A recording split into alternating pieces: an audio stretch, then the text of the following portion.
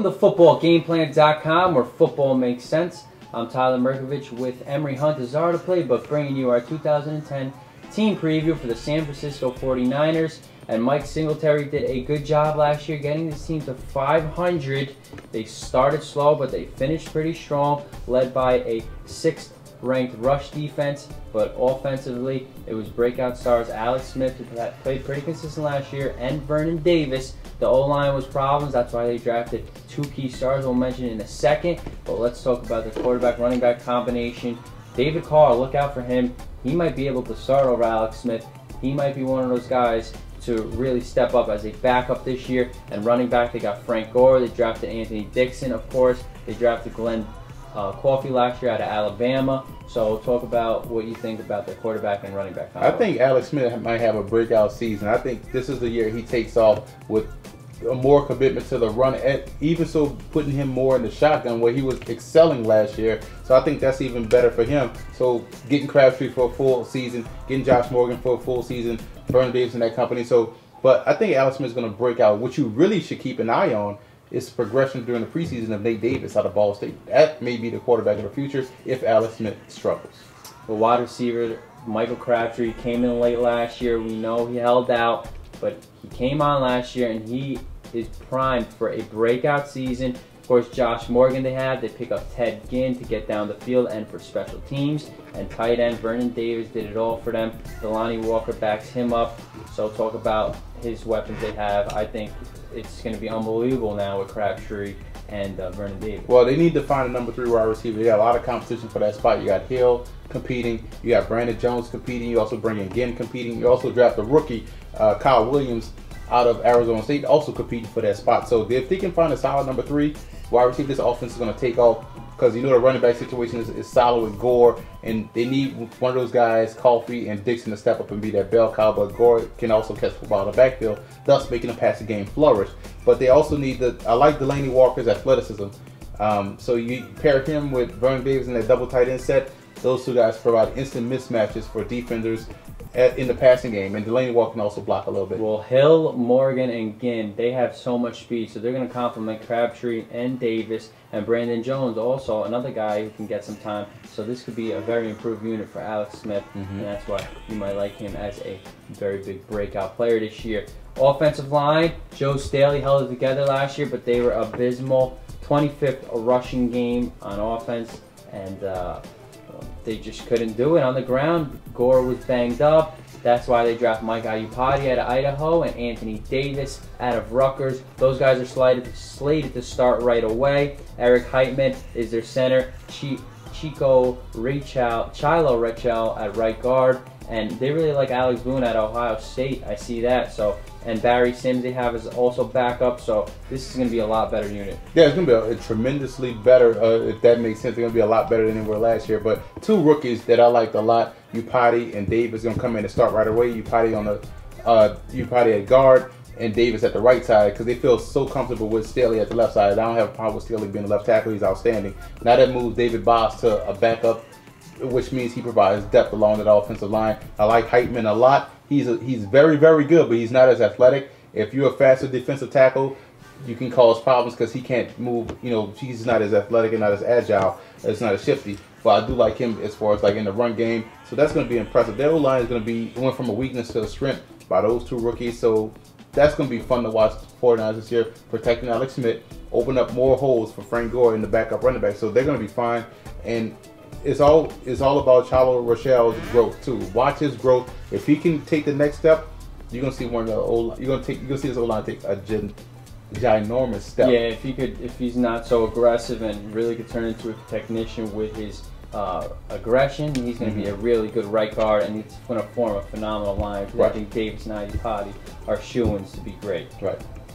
Defensive side of the ball, Greg Minuski leads them. A great defense. Nose tackle, Abreu Franklin, you can't say enough about him. He came up in the Baltimore Ravens system about 6 years ago. Really didn't get his playing time, but he's flourishing. The kid out of Tennessee, unbelievable. They franchise tagged him. Great year in that 3-4 at nose tackle. Isaac Sopoaga is the backup. Defensive ends Justin Smith. And Sopoaga actually supposed to start at the end. Ricky Jean-Francois, they also have at another end, and Ray McDonald. So talk about their 3-4 defense. Well, they got a solid group of starters. There's a depth of that you have a question with, but I like Ricky Jean-Francois.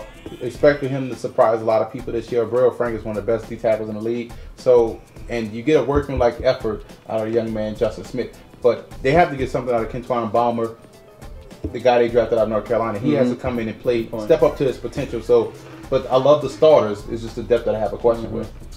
Linebacker, I don't know about if you need a question on about depth here, because Patrick Willis, who's a great group, Takeo Spikes is not over the hill yet. He still provided some spark in that inside linebacker role alongside Willis, and on the outside you got Paris Harrelson. And look out for Ahmad Brooks backing him up. Manny Lawson also on the other side. And Scott McKillop and Matt Wilhelm also on the inside. So I think they're pretty loaded at linebacker. They are loaded at linebacker, but they still need a guy to be that constant pressure off the end. Contrary to popular belief, Manny Lawson is outstanding in run support, and they expected him to be the pass rusher, but he's outstanding on first and second down. I like Harrelson, but they still need a pass rusher. That's why I was impressed last year when Ahmad Brooks came in and was able to rush the passer. So that was impressive. He might be able to step up this year and be that constant pressure that they need. But that's what they did a good job in picking up Bowman in the draft too. Navarro Bowman out of Penn State, solid draft pick. Again, you can't go wrong with Penn State linebackers, and you got to go into the right teacher in Singletary. The guys are going to coach those guys up. And you mentioned Willis. Enough said, best defensive player in the league. That guy is special. Takeo Spikes is the guy I want in my guard my back if I'm in a fight, because Takeo Spikes is a really tough player. Oh yeah, he's very energetic and still at has rather older football age. Still has some juice left, of course. And secondary fell apart last year a little bit. Contrary to the rush defense, which was 6th, pass defense was 21st, and Nate Clements was injured. Shante Spencer, though, stepped up. Michael Lewis is okay, but Deshaun Goldson was their breakout player. They draft Taylor Mays, of course. Terrell Brown got picked on a little bit at cornerback, and Carl Pema, another cornerback they could use. So this defense, the secondary, if they stay healthy, they could be improved with that front seven. Keep an eye on cornerback Phillip Adams as well, too. A guy that's going to make a lot of plays for the 49ers. Like him as a cornerback prospect. I'm really interested to see how Taylor Mays plays this year. A guy that was a knockout player at USC. They want him to concentrate more on catching the football instead of separating body parts of the defenders, even though there's nothing wrong with that. But also, they really need Reggie Smith to rise to the challenge, and he has to step up and be a big playmaker. And I do like Terrell Brown as a corner, and it was surprising to see Shante Spencer step up and be the starter. That's what they drafted him for in 2004. Finally, he came through. So if he can improve, he's going to be a solid playmaker, and the secondary is going to look better. Of course, this defense was really coming around last year and really could take some strides forward if they stay healthy and they produce some depth. Special teams, Kurt Schottenheimer. Punter, Andy Lee is great, over 46 yards per attempt. Joe Nedney, kicker, he's pretty solid. And now in the kick return game needed some juice. 32nd in punt return, 23rd in kick return. This is mainly why they went to go get Ted Ginn. Yeah, I like Ginn back there as a returner. But you know what was coming up in this segment? Undrafted rookie free agent Leroy Van out of FAMU, a guy that could win one of those spots. He was killing it. Explosive. At FM. Yeah, at least a return every game. He's that type of playmaker. Look for Leroy Van out of Florida A&M. Well, I think the 49ers, they could put it together on offense, have a little couple more playmakers on the offensive side of the ball. I think they're going to be right there with Seattle competing in the West, and they can make some noise in the playoffs with the great defense. I think the 49ers will win the division. That's the only prediction I'm willing to say. They were on the cusp last year. This is the year they break through, look for a big year out of Alex Smith and the rest of that offense. I really like them. It's now or never, because Abreu Franklin, who knows what's going to happen with his future, and they have a lot of weapons on defense, and Alex Smith really turned the corner last year.